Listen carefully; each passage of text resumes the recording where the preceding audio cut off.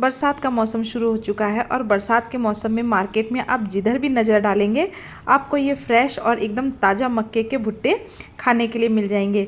तो मैं भी आज यही सोच करके लेकर के आई थी, यानी कि मैं नहीं लेके आई थी, मैंने अपने हस्बैंड से बोला था कि अगर आप मार्केट जाएंगे तो वहाँ से आप भुट्टे ज़रूर लेकर के आइएगा, क्योंकि सब्जियाँ अधिकतर वही लेकर के आते हैं। तो उन्होंने कहा कि अच्छा ठीक है। तो मैं आज आपके साथ इसी की रेसिपी शेयर करूँगी। और मैं आज जो रेसिपी बना रही हूँ ये मैंने बच्चों को ध्यान में रख करके बनाया है।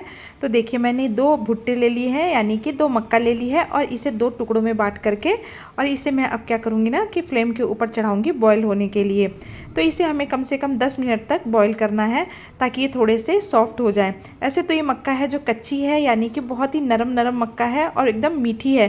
तो आप जब भी इस रेसिपी को बनाएं तो इसके लिए आप कच्ची मक्का का ही इस्तेमाल करें। अब क्या करेंगे कि मैंने एक बर्तन लिया है और इसके अंदर मैंने 2 कटोरी भर करके गेहूं का आटा लिया है। आप चाहें तो आधा मैदा और आधा गेहूं का आटा ले सकते हैं। इसके बाद मैंने इसके अंदर 1 चम्मच नमक डाला है और साथ में ही 1 चम्मच चीनी डाली है।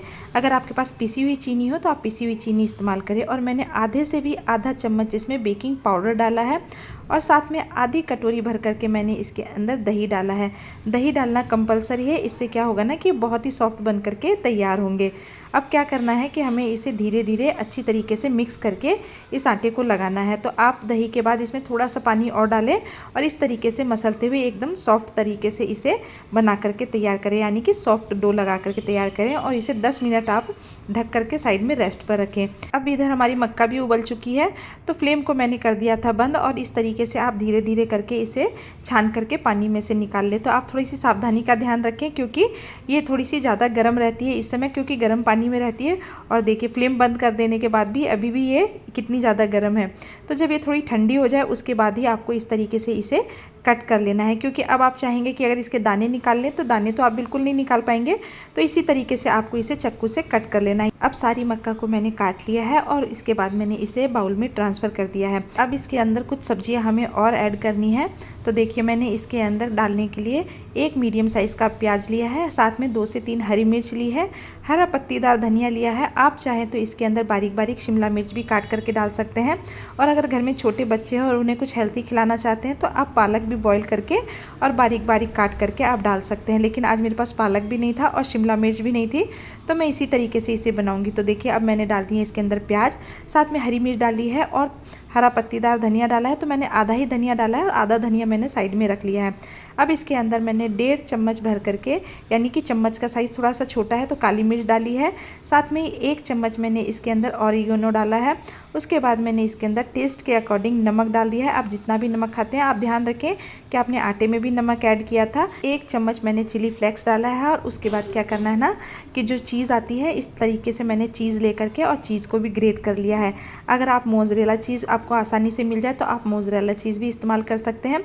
तो मैंने इस तरीके से क्यूब्स वाली जो चीज़ आती है इसे ही घिस करके डाला था, यानी कि ग्रेट करके डाल दिया था। और चीज़ डाल देने के बाद इस तरीके से आपको इसे मिक्स करना है ताकि सारे मसाले आपस में मिक्स हो जाएं। और देखिए 1 क्यूब को मैंने ग्रेट करके और साइड में रख दिया है, यानी कि चीज़ को ग्रेट करके एक कटोरी में अलग से रखा है। अब आटे को 10 मिनट हो गए हैं रेस्ट पर रखे हुए और आटे के अंदर मैंने 2 से 3 चम्मच बटर डाला है। बटर के समय मैं शूट करना भूल गई थी, तो आप ज़रूर से बटर ऐड करें। उससे क्या होगा ना कि आटा बहुत ही सॉफ्ट बन करके तैयार हो जाएगा। और इस तरीके से आप इसे अच्छी तरीके से मसल लें कम से कम 1 से 2 मिनट तक।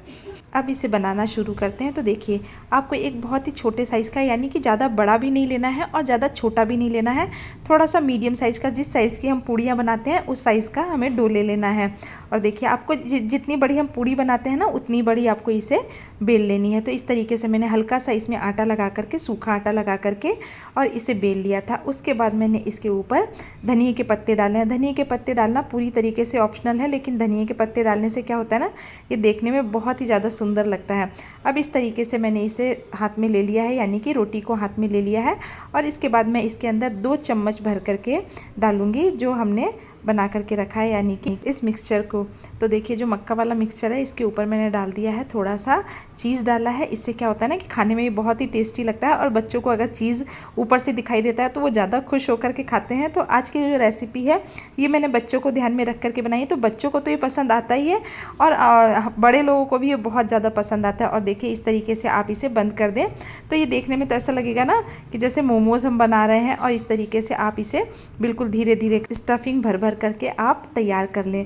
तो एक बार तो देखने में ऐसा लगेगा ना कि जैसे ये मोमोज़ बना रहे हैं, और आप इसके अंदर ज़्यादा स्टफिंग ना भरें, नहीं तो क्या होगा ना कि ये फटने लग जाएगी। और देखिए इस तरीके से ये बन करके तैयार हो गए हैं। अब क्या करेंगे ना कि हमने तवा गरम कर लिया है और तवे के ऊपर हमें इसे धीरे धीरे करके रखना है। तो आपको हल्का सा इसमें पानी का हाथ लगाना है, यानी कि पीछे की तरफ से, जिधर से आपको धनिया दिखाई दे रहा है इस तरफ से आपको पानी का हाथ बिल्कुल नहीं लगाना है, आपको पीछे की तरफ से लगाना है। और इसके बाद देखिए इस तरीके से आप इसे पलट पलट करके और तवे को उल्टा करके, और आपको धीरे धीरे तवा घुमाते हुए इसे बना लेना है। तो देखिए बिल्कुल सिक करके तैयार हो गए हैं। और इसके ऊपर मैंने लगा दिया है, थोड़ा सा बटर लगाया है। बटर लगाने से इसका टेस्ट और भी अच्छा आ जाता है। और फ्लेम को आपको मीडियम फ्लेम पर ही रखना है, ज़्यादा फ्लेम हाई नहीं करना है, नहीं तो क्या होगा ना कि नीचे से ये जलने लग जाएंगे। तो इस तरीके से आप जब पानी का इसमें हाथ लगाते हैं ना तो ये तवे में चिपक करके रहते हैं, और जब हम तवा उल्टा करते हैं तो ये बिल्कुल भी उतर करके नहीं गिरते हैं। तो इसी तरीके से आप इसे बना करके रेडी करें। तो देखिए इस तरीके से मैंने तो इसे बना लिया है। और आप बच्चों के लिए ज़रूर बनाएं। बच्चों को अगर शाम के समय भूख लगे तो आप इसी तरीके से उन्हें बना करके दे सकते हैं। तो बनाते बनाते तो लग गई है मुझे भूख, अब मैं तो चली इसे इंजॉय करने। Take care, bye bye.